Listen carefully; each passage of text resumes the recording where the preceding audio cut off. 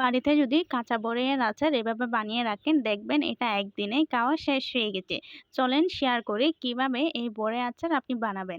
প্রথমে আমি এখানে ১ কেজির মতো বড়ই নিয়ে নিয়েছি। বড়ইটা আমি ভালো করে ধুয়ে একটা জাগার মধ্যে রেখে দিয়েছি যাতে পানি সব ঝরে যায়। তারপর অন্যদিকে একটা প্যানের মধ্যে আমি সামান্য পরিমাণ সরিষার তেল দিয়ে দিয়েছি। সেই সরিষার তেলের মধ্যে আমি কিছুটা পরিমাণ রসুনের কোয়া দিয়ে দিব। তারপর এখানে কাঁচামরিচ দিয়ে দিব। এগুলো আমি ভালো করে নাড়াচাড়া করে ভেজে নিব। ভেজে নেওয়ার পর এখানে আমি কিছুটা পরিমাণ মরিচের গুঁড়া দিয়ে দিব যদি আপনারা ঝাল খেতে চান।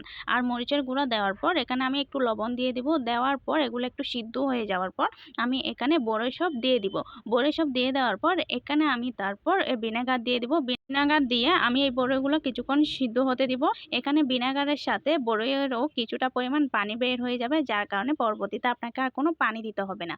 তারপর এখানে আমি চিনি দিয়ে দেব। চিনি দেওয়ার পর আর কিছুক্ষণ সিদ্ধ করে নেব। সিদ্ধ করে নেওয়ার পর এখানে আমি আচারের মসলা দিয়ে দিব। আচারের মসলা দিয়ে দেওয়ার পর এগুলো যখন ভালো করে সিদ্ধ হয়ে যাবে দেখবেন আপনার বড়ই আচার তৈরি হয়ে গেছে। অবশ্যই বাড়িতে এই বড়ই আচার বানানোর সময় আপনারা যে পরিমাণ বড়ই নেবেন ওই পরিমাণ মরিচ, মসলা, চিনিটা দিয়ে দিবেন।